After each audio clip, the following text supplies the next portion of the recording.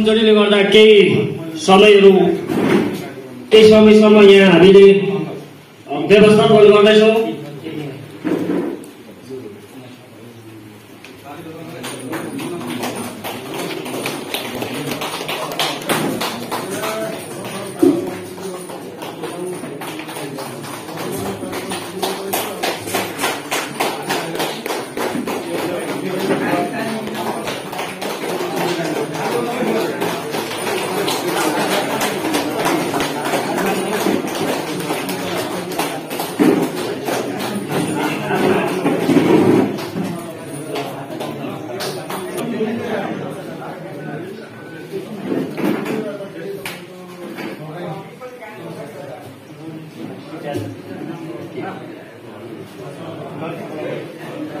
केन्द्रीय सचिवालय सदस्य श्री ललित तुम्बा सहयोगज्यूलाई अतिथिको आसन ग्रहण गरिदिनु म हार्दिक अनुरोध गर्न चाहन्छु।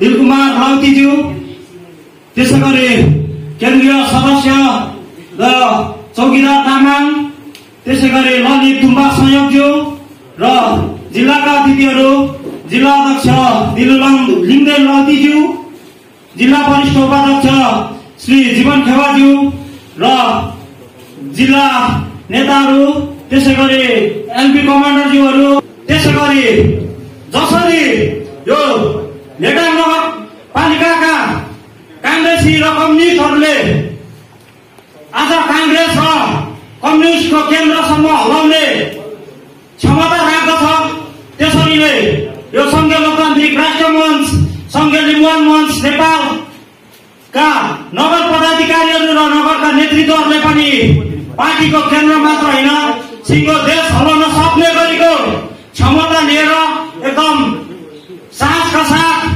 सक्षम र सैद्धान्तिक नेतृत्वहरू आउँ भन्ने शुभकामना सहित मेरो स्वागत मन्तव्य यही अन्त्य गर्न चाहन्छु।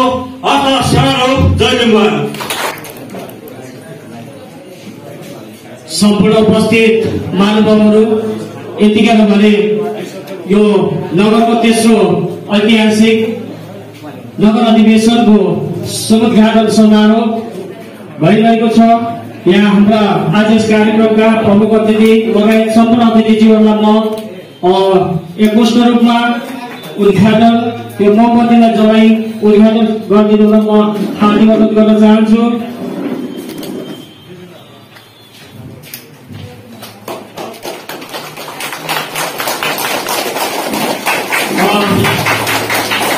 उद्घाटन समारोहको लागि धन्यवाद।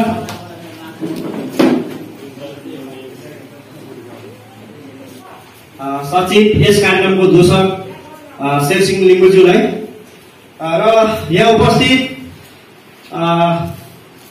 यस कार्यक्रमका सर्वाध्यक्षज्यू, यस कार्यक्रमका प्रमुख अतिथि वरिष्ठ केन्द्रीय उपाध्यक्षज्यू, केन्द्रीय सदस्यज्यूहरू, जिल्ला अध्यक्षज्यू, तेस्रो अधिवेशन नगर अधिवेशन भइरहेको छ र म लेटाङ नगर इन्चार्जको तर्फबाट एउटा छोटो मन्तव्य राख्न यहाँमाझ लागिरहेको छु र एलबी इन्चार्ज भनिरहँदाखेरि म यहाँमाझमा सबैभन्दा अगाडि त म यो एलबीको बारेमा यहाँलाई म प्रश्न पस्ट्याउन चाहन्छु। एलबी भनेको यसको फुल फर्म पुरा रूप भनेको लिम्बुवान भोलिन्टियर्स।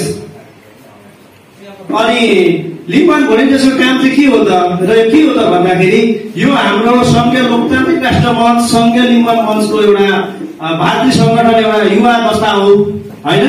यसले चाहिँ तपाईँको चाहिँ पार्टीको विधानमा बसेर, पार्टीको नियममा बसेर, पार्टीको नीतिभित्र बसेर पार्टीलाई सहयोग गर्ने काम, सशक्त रूपमा पार्टीको संगठनलाई दह्रो बनाउने काम, पार्टीलाई सहयोग गर्ने काम चाहिँ एलपीले गरिरहेको हुन्छ, एलपी संगठनले गरिरहेको हुन्छ। समग्रमा एलबी भन्ने बित्तिकै तपाईँहरूले चाहिँ लिम्बुवान भोलिन्टियर्स, लिम्बुवान पार्टीका भोलिन्टियर्स युवाहरू जो सब के अरे तपाईँको एकदम चुस्त दुरुस्त युवाको समूहलाई चाहिँ लिम्बुवान भोलिन्टियर्स भनेर बुझ्न सकिन्छ। र दोस्रो कुरो म अर्को एउटा कुरा लास्ट दुईटा कुरा मात्रै राख्छु, किनभने हामीसँग यहाँ केन्द्रीय उपाध्यक्ष वरिष्ठ उपाध्यक्षज्यूहरू पनि हुनुहुन्छ। उहाँहरूको सामु धेरै बोल्न चाहिँ होइन। अब एउटै विषय मात्रै म राख्न चाहन्छु। हामी यत्रा तपाईँको चाहिँ ठुला ठुला दल भनाउँदाहरूको बिचमा पनि यो हाम्रो दल, त्यसै गरेर जिल्ला सचिवालय सदस्य राजकुमारी विभुजीलाई पनि अतिथिको आसन ग्रहण गरिदिनु म हार्दिक अनुरोध गर्न चाहन्छु।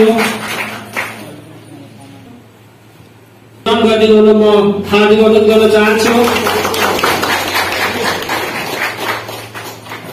हामीले समयको पनि ख्याल गर्नुपर्ने भएकोले पनि कार्यक्रमलाई बढाउन चाहन्छु।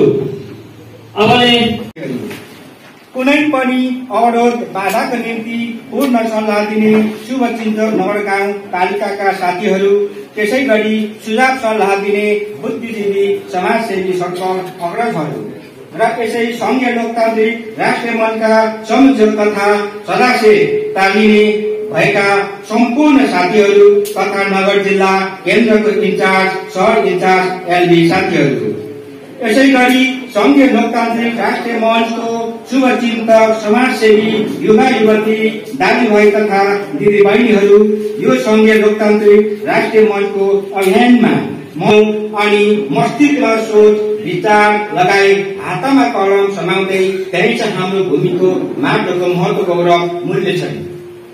सम्पूर्ण आदरणीय बुवा आमा भाइ दिदी बहिनीहरू, आज यो नगर अधिवेशनमा टाढा टाढाबाट पाल्न भएको छ।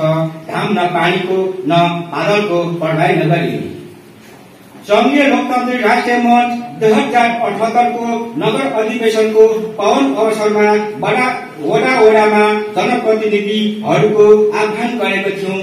सोही मुताबिक हजुरहरूको उत्साहवर्धक सहभागिताको लागि म एकचोटि फेरि हजुरहरूलाई हृदयको ढुकढुकीबाट धन्यवाद ज्ञापन गर्न चाहन्छु। र सबै पहिचान सबैभन्दा पहिला म संघीय लोकतान्त्रिक राष्ट्रिय मञ्च संघीय युवा मञ्च नेपालको छोटो संक्षेपको बुदा प्रस्तुत गर्न चाहन्छु। संघीय लोकतान्त्रिक राष्ट्रिय मञ्च 2062 साल मङ्सिर 26 र 27 गते स्थापना जन्म ढाका जिल्लाको भिरतामोडमा भएको थियो र 27 गते मञ्चको स्थापनाको घोषणा भएको थियो। त्यसकारण आज संघीय लोकतान्त्रिक राष्ट्रिय मञ्च 16औं वर्ष पार गरी 17औं वर्षको अन्तरालमा फर्क मारिसकेको छ।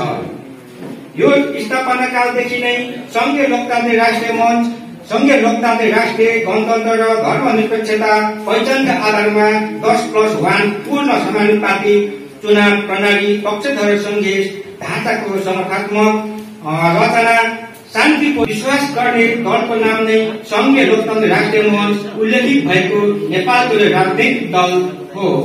संघीय लोकतान्त्रिक राष्ट्रिय मञ्च स्थापना कालदेखि अरुण सप्तकोशी पूर्वमा ऐतिहासिक भूमि लिम्बुवान र खम्बुवान राज्य हुनुपर्छ भन्ने अठोट राखी सशक्त आन्दोलन 2063 साल मङ्सिर 26 गते पहिलो लिम्बुवान बन्दको कार्यक्रममा इटलीमा एकात्मक सत्ताधारीहरूसँग मुठभेड झडपमा यो राष्ट्रिय मञ्चका भोलिन्टियर्स दुर्गा बाने लिम्बुले एउटा आँखा गुमाउनु परेको छ र यो आन्दोलनकै क्रममा प्रशासनले 90 घण्टा कर्फ्यू जारी गर्यो। यो उक्त समयमा झापा इलाकाको सिमाना सार्ने रेखामा विक्रम सम्वत 2064 साल असोज 20 गते लिम्बुवानी भोलिन्टियर्स राजकुमार आन्दमले नाङटोकको एकात्मक सत्ताधारीले छातीमा गोली हान्यो र राज्य उहाँको प्रतिवेदनमा पनि त्यो सुनाउनु भयो। यदि यो देशमा अघिल्ला पुराना पार्टीहरूले कांग्रेस कम्युनिस्ट पछिल्लो समयमा माओवादी छलाङ मार्ने, अब हाम्रो माओवादीले भन्थ्यो हाम्रो देशमा छलाङ मारिन्छ, अब छलाङ मार्छन् भन्थ्यो। तर जनताले छलाङ मारेन, नेताहरूले छलाङ मारे। आज भुक्के सफलताका नेताहरू काठमाडौँमा महल बनाएर बसेका छन्। जनता ऋणमाथि ऋण थुपारेका छन् जनतालाई। अहिले एकजना बराबर प्रति व्यक्ति 48,000 चाहिँ परेट आउँछ। त्यो त यो केपी ओली सरकार हुँदाखेरि 28,000 थियो। उसले जनतालाई सुखी बनाउने, नेपाललाई समृद्ध बनाउने जुन खालको जनतालाई झुटो आश्वासन दिएको थियो, तर त्यो त होइन, जनतालाई त ऋण बगाएको बाहिरिएको छ। बाहिरिनु त बाहिरिएको थिएन, आफ्नो मनले बाहिरिएको होइन, भोकै ठ्याक लगाएर चाहिँ गठबन्धनले चाहिँ बाहिरिएको हो। अब यो अहिले साँच्चै भनौँ भने यो देशलाई समृद्ध र सुखी नेपाली बनाउने भनेको यो हाम्रो पार्टी, यो जनताको पार्टी, यो तपाईँ हाम्रो पार्टी संघीय लोकतान्त्रिक राष्ट्रिय मञ्च मात्र आज उदाहरणको छ। किनभने यो आज यो देशले, यो नेपालले एउटा भोकमारीको राहत दिएको देश, जुन अहिले युवाको चाहिँ एकदमै जिल्लाको अधिवेशन सम्पन्न गर्नका लागि हामीले लेटाङकै नगरवासीहरूलाई, लेटाङकै हाम्रा मित्रहरूलाई जुन मोरङ जिल्लाको अधिवेशनको व्यवस्थापन समिति पनि हामीले यही निर्माण गरेका छौँ। र म के भन्न चाहन्छु भने जुन मोरङ जिल्लाको जुन 5औं जिल्ला अधिवेशन सम्पन्न गर्नका लागि हाम्रा लेटाङवासी दाजुभाइ तथा दिदीबहिनीहरूलाई जुन व्यवस्थापन समितिमा रहनु भएको छ, उहाँले एकदमै त्यो अधिवेशनलाई सभ्यताका साथ सम्पन्न गर्नका लागि साथ दिनुहुनेछ भन्ने पनि मैले आशा लिएको छु। र म यहाँ समय धेरै लिन चाहन्न। जुन कार्यक्रमको जुन समय थियो त्यो समय भन्दा हामी केही समय ढिला यहाँ उपस्थित भएका छौँ, त्यसमा पनि म क्षमा प्रार्थी छु। किनकि हामीले अर्को पनि हामीले कार्यक्रम सकेर हामी यहाँ उपस्थित हुन जुन समयमा हामी उपस्थित हुन सकेनौँ, र त्यसमा पनि यो समयलाई मध्यनजर गर्दै म थोरै कुराहरू यहाँहरू समक्ष राखेर बिदा हुन चाहन्छु। जुन हाम्रो पार्टीको मुद्दा, पार्टीको एजेन्डाको विषयमा अघिल्ला वक्ताज्यूहरूले धेरै कुराहरू यहाँहरू समक्ष राखिसक्नु भएको छ। म थोरै कुराहरू राख्न चाहन्छु। आज संघीय लोकतान्त्रिक राष्ट्रिय मञ्च, संघीय निर्माण मञ्च नेपालले किन हामीले सडक र सदनमा हामी आन्दोलन गरिरहेका छौँ? आज साँच्चै भन्नुपर्दा हामीले जुन हाम्रो पार्टीको स्थापना भएदेखि नै हामीले सडकमा हामीले आन्दोलन गरिरहेको अवस्था छ। जुन आन्दोलनको क्रममा हामीले हाम्रा लिम्बुवानी शहीदहरू पनि हामीले गुमाएका छौँ। हामीले हाम्रा युवा भाइहरूलाई हामीले शहीद बनाएका छौँ, जुन लिम्बुवान प्राप्तिका लागि शहीद भएका छन्। त्यसका लागि आज जुन एजेन्डाहरूको विषयमा, जुन मुद्दाहरूको विषयमा हामीले कुराहरू उठाउँदै आइरहेका छौँ। र आज संघीय लोकतान्त्रिक राष्ट्रिय मञ्च, संघीय निर्माण मञ्च नेपाल नै आज यो देशमा किन भन्ने कुराहरू म थोरै राख्न चाहन्छु। यहाँ आज साँच्चै भन्नुपर्दा जुन नेपाली कम्युनिस्ट पार्टी, जुन सर्वहाराको पार्टी भनिन्छ, जुन नेपाली कांग्रेस पुँजीवादी पार्टी, एउटा पुँजीवाद र संयोगवादको कुराहरू गरेर जुन नेपाली जनतालाई अल्मलाइरहेको अवस्था छ, जहाँ जनताको जनमतबाट आएको एकात्मकवादी पार्टीहरूले जुन आफ्नो सही मार्ग र सही निर्देशनमा चल्न नसक्दा आज एकात्मकवादी पार्टीहरू, नेपाल कम्युनिस्ट पार्टीहरू आज जुन उनीहरूले खनेको जुन भड्खालोमा परिरहेको अवस्था छ। किन त भन्दा जनताको जुन जनमतबाट गए, तर कहिले पनि जनताको भविष्यको लागि उनीहरूले सोचेन। जुन राज्य सत्तामा पुगे, त्यहाँनिर पुगिसकेपछि उनीहरूले पालो सत्ता र जुन कुर्सीको लोभमा रुमलिए। जुन पार्टी हिजो माओवादी र नेपाल कम्युनिस्ट पार्टीले पार्टी एकता गरेर जुन बहुमतको सरकार लियो, त्यो त के रहेछ भने उनीहरूले त्यो सत्तामा जानको लागि मात्रै पार्टी एकता गरेको रहेछ नि त।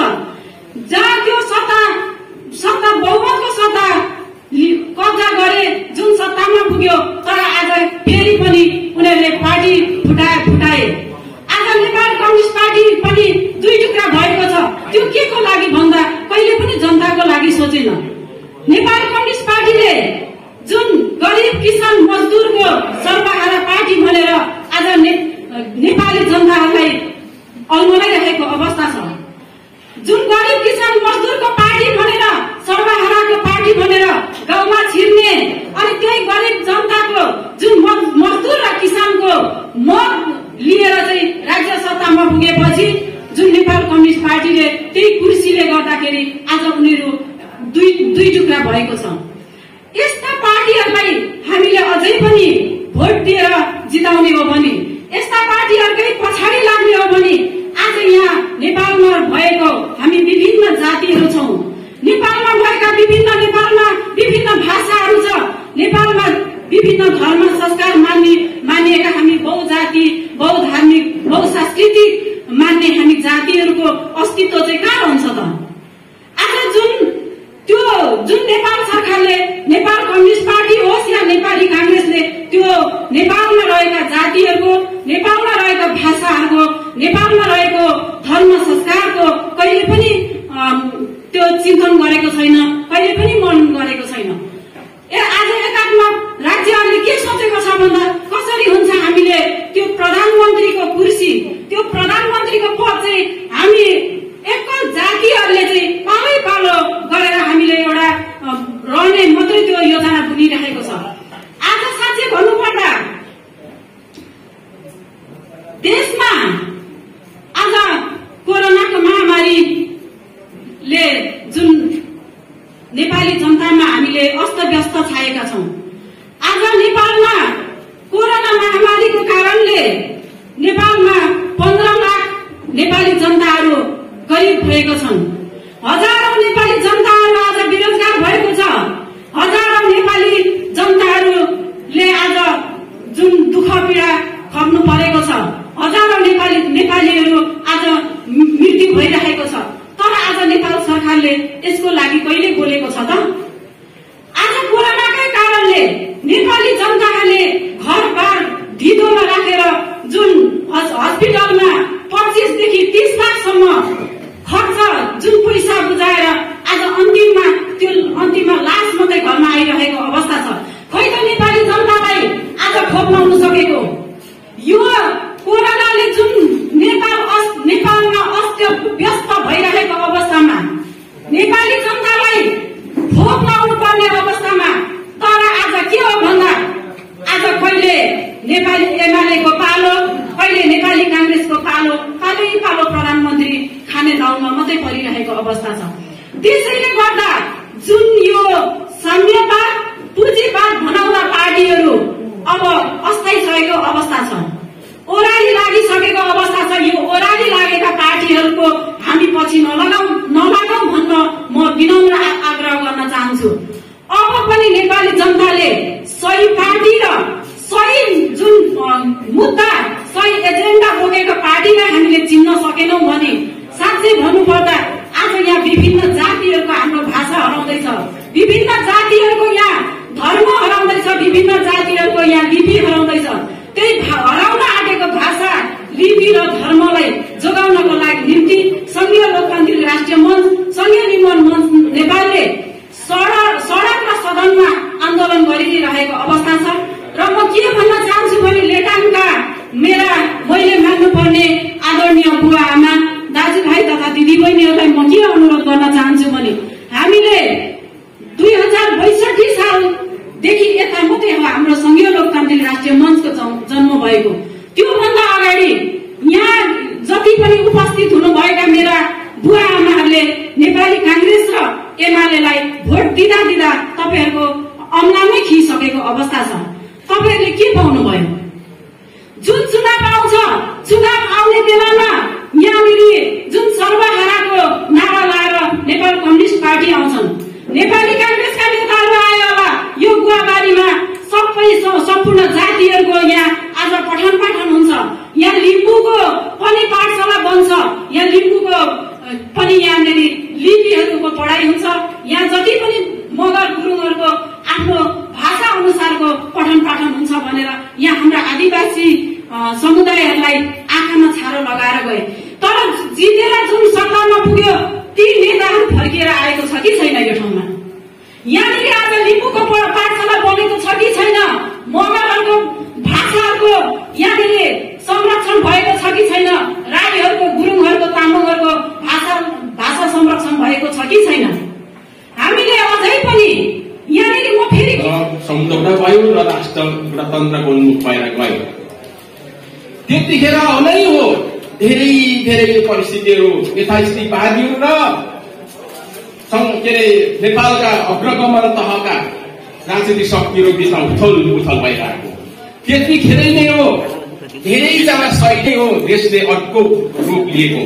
यसकारण तर पनि हामीले यो पार्टीले के गर्न सकेन, के गरेन, संघीयता सम्बन्धी धर्मनिरपेक्ष गणतन्त्र सम्बन्धी अन्यथा गर्न सकेन। उहाँले गरेको आग्रह हामीले मान्न सकेनौं, हामी मान्दैनौं। अनि फेरि पनि सूचना के हो भने हामी कुनै दलाल फसादहरूसँग फस्नेवाला यो पार्टी होइन। धेरैलाई लाग्दो रहेछ, मैले भर्खर पश्चिम गएको थिएँ, उहाँतिर के भन्थ्यो भने आखिर यो फेरि यो पार्टी कोसँग मिल्छ त भन्ने। मैले भने नेपालमा एउटा रुखसित गरेको पार्टी छ 15 सालदेखि नै। 15 सालमा पनि उसले चुनावको ढोङ थापेको थियो। अनि अर्को नेपाल कम्युनिस्ट पार्टी भन्ने छ, उसको चुनाव चिन्ह अहिले सूर्य छ। त्यो पार्टी पनि त्यतिखेर 15 सालमा पनि चुनाव गरेको थियो, त्यो पार्टीले पनि त्यतिखेर चाप सुत्याएको थियो। त्यसै पार्टीहरू धेरैवटा पार्टी छ, तर पनि संसारको पोलिटिकल फिलोसोफीले के देखाउँछ भने पुँजीवादी राज्य व्यवस्था र साम्यवादी राज्य व्यवस्था मात्रै संसारको एउटा फिलोसोफी हो भन्ने देखाउनु खोज्छ।